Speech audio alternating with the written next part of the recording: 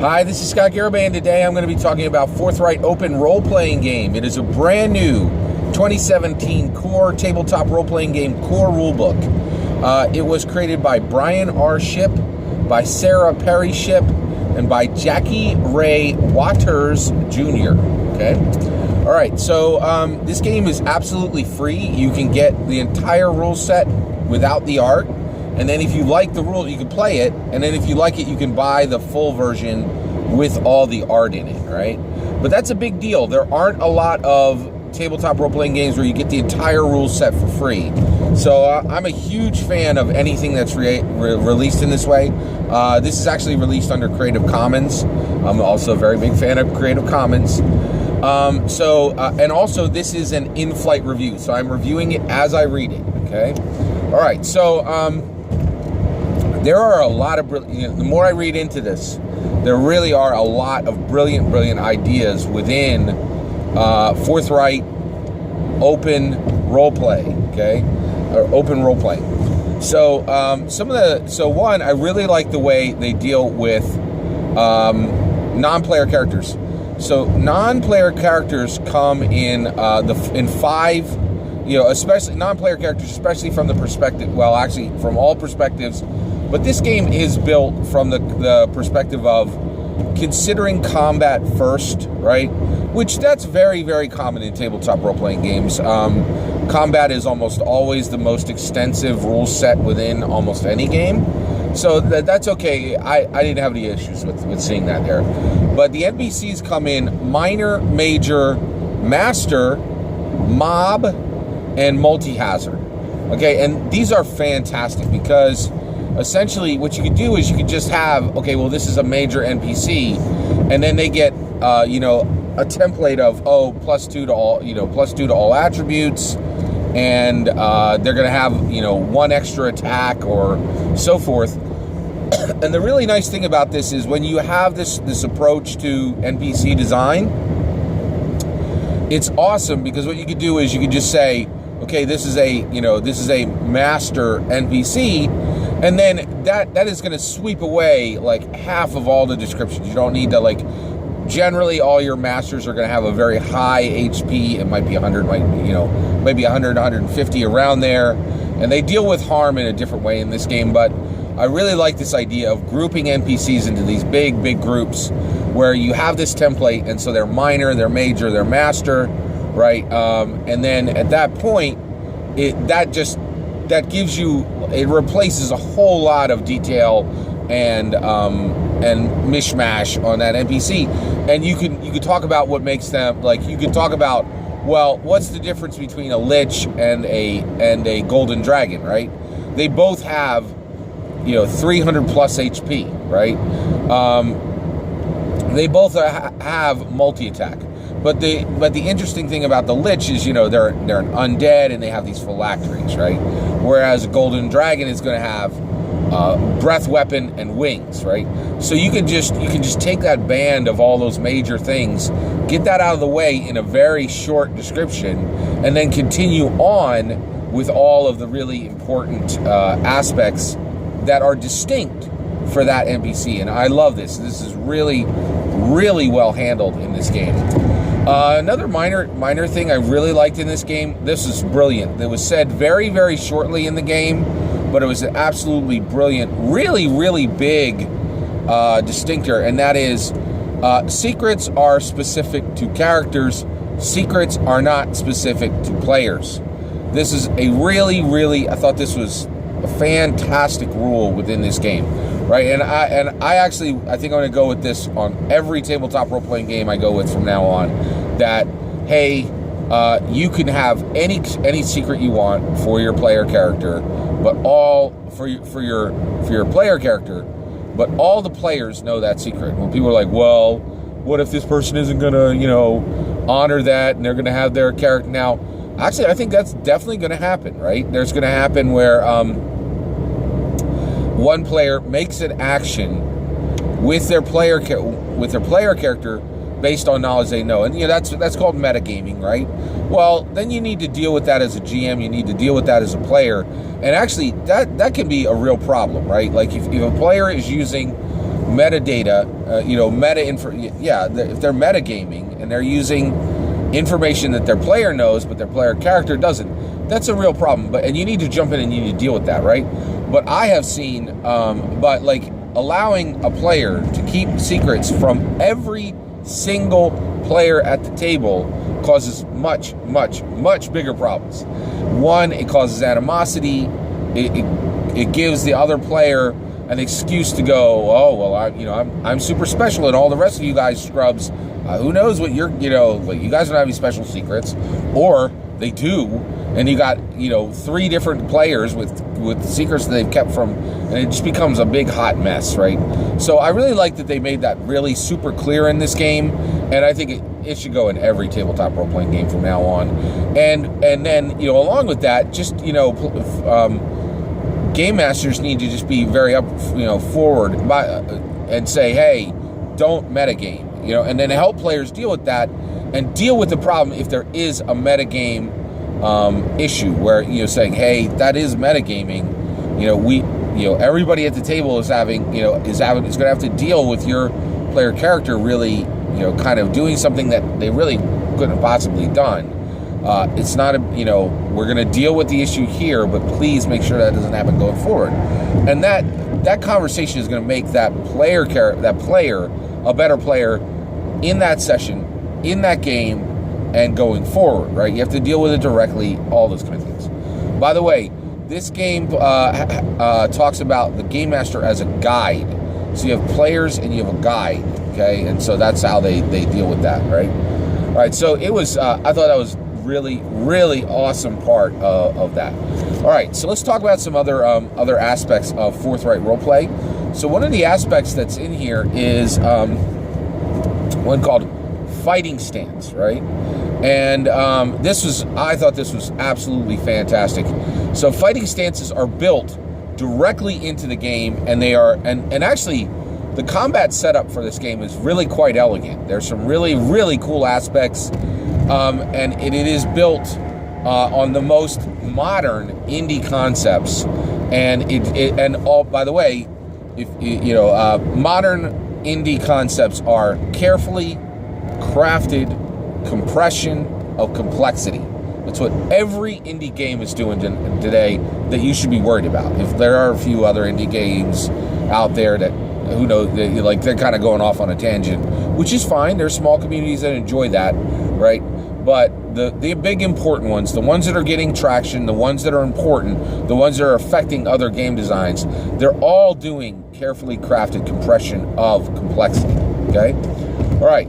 So these fighting stances were absolutely brilliant. And there's Whirlwind, there's Juggernaut, there's Guarding, there's Deadeye, that's it. There's just those 4. And basically, like, Deadeye would allow you to have a 1d4 harm die, right? So let's talk about harm. So, harm comes in 1d4, 1d6, 1d8, 1d10. I didn't see anything go up to like 1d12 in the game at this point, right? And so, like, if you went into Deadeye stance, you'd be at far range, right? You would use the 1d4 harm die, which is very low, and you could just essentially pick off whoever you could pretty much apply that damage to whoever you want on the battlefield, one person. And if you have some kind of like special aspect of your character, it might allow you to leverage that even more. So these fighting stances are Juggernaut is another good one. With Juggernaut, you hit someone and you roll a 1d8, right? Well, let's say it only takes 4 harm to kill that character. That extra 4 harm can immediately be applied to someone else. That's Juggernaut, right? Guarding is you're up there, you get like a 1d6 harm die, and you can take damage from anybody, any of your allies, right? You can move yourself into position immediately to absorb damage for guarding, right? So you have the Deadeye, you have the guarding, you have the Juggernaut. There's also Tactician. All right, I forgot about that one. There's Tactician in there, and that allows someone to actually give you movements, and they will actually roll the check, and you will actually roll, so the Tactician player can actually roll the checks, and you can actually roll the harm, right? So these stances are brilliant. They're really, really good. And actually, now I need to back up. I'm sorry. I forgot to really talk about the how you actually do a difficulty check in this game. Okay, so how do you do a difficulty check in this game? Again, really tight, really elegant solution within this game for difficulty checks. So you roll a 1d20 and you add any of your skills or attributes, right? And very standard, not anything too out of the ordinary. But they took what's been in. I really feel this feels very much like Dungeon World, but with a d20, right? You have 4 outcomes on any check, right? So a difficulty check, rolling to see if you can, if your fighter can hit that orc, right? And you will get a setback, which is you will get with a result of 1 to 7, you will get a fail, all right? And you will get and the result is your die roll plus your bonuses, okay? So with a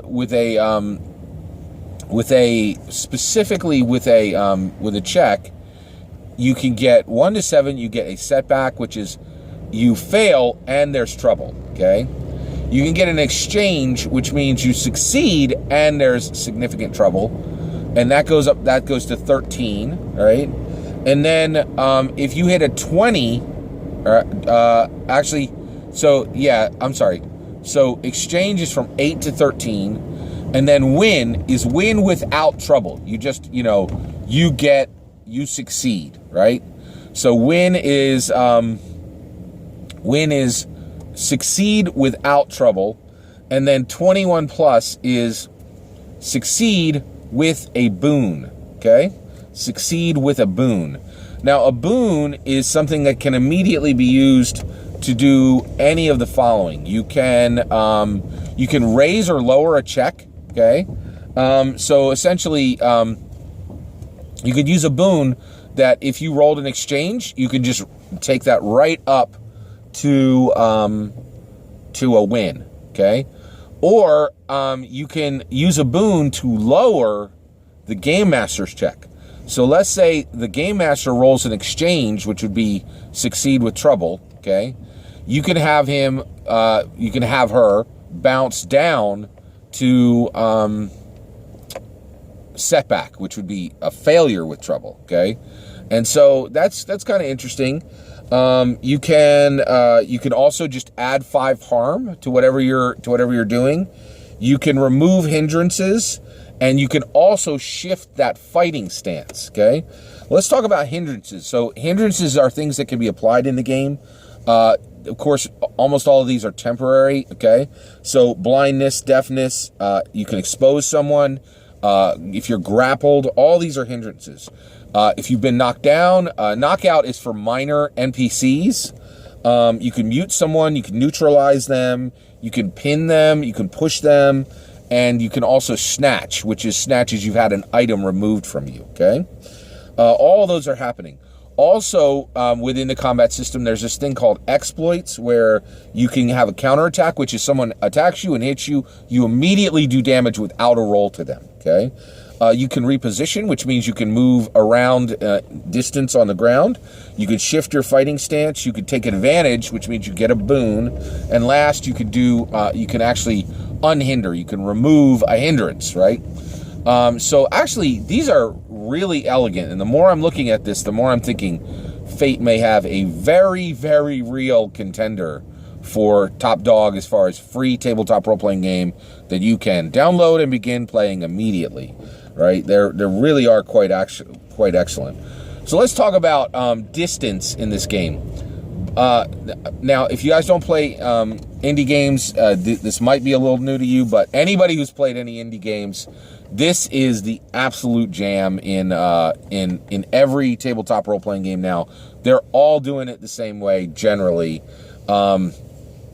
And so basically what that is you have close, near, far, okay?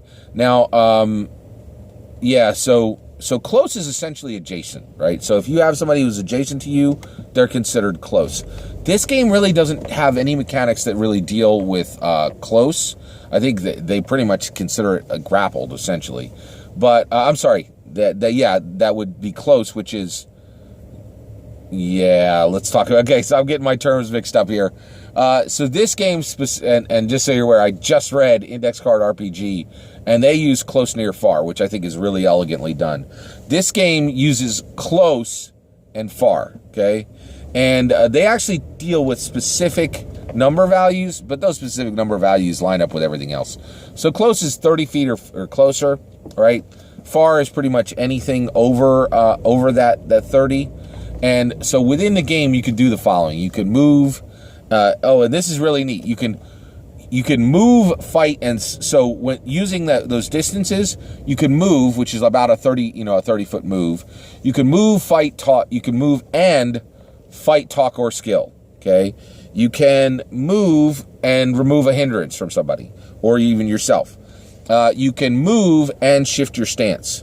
You can move far. You can do nothing but move, which means you can move, like, I think up to 200 feet. It's really, really far. And then you can perform stunts, and you can fight, talk, or skill, right? And then last is you can retreat, right? These are all movement actions that you can take. Now, one of the things really interesting about retreat is you can take the action to retreat, and everyone can join you for free. Anyone who wants to join you in retreat can immediately do that. I thought that's really cool. So when you put these all together, when you put these exploits together, when you put the hindrances together, when you put the fighting stances together, when you put the move actions together, this is a really tight, extremely well done kit, right? That you can run virtually anything with. Also, I want to talk about this. Very, very important. This is a rescue game. This is a very, very, very strong entry into the rescue game. So I want to talk a little bit more about rescue games. I've never heard anybody talk about rescue games, but I'm really big on this idea of rescue games. Okay, so what's a rescue game? A rescue game is a new, beautiful tabletop role-playing game that has a really nice, concise rule set that can be used to go back and pick up old tabletop role-playing games that have absolutely stunning worlds and virtually unplayable rules for today's, So there's a lot of these old tabletop role-playing games that are that have absolutely gorgeous rule sets. Right? That have gorgeous worlds, but the rules are either bad or they're just really dated, one or the other. Some really good examples of this would be like Jaroon, Rifts, Shadowrun. There's Gamma World. All these games are fantastic. They have awesome ideas, really cool aspects. You can and also you can pick them up for virtually nothing nowadays. Like not nothing, $5-10, 20, every now and then, but a third of what you would actually get a new tabletop role playing game for. Generally, often these books are very cheap. But you can't run them with their current rule sets, right? Well, you could apply Forthright Open Roleplay. You could apply Fate. You could apply Cypher, right? All of these are fantastic rescue games where you can take an old world that's gorgeous. Rifts is a perfect example of this. Rifts has an almost unbeatable world and almost an unplayable rule system. So it's just one of the aspects that you can do with this. So not only is this a great tabletop role-playing game that you can pick up, you can play a really fun game this very weekend, but you can also do RPG rescues with this, right? Which I think is really cool. So the more I read, the more I'm impressed with Forthright Open Roleplay. This thing is 147 pages. It is absolutely free, and there's not a reason in the world you shouldn't download this thing right away and take a look. It is really, really nice. And I'll tell you right now, I'm getting pretty close to getting ready to pull the trigger and buy the actual full art version. It's really, really nice. Definitely suggest Forthright Open Roleplay. Take care, everybody.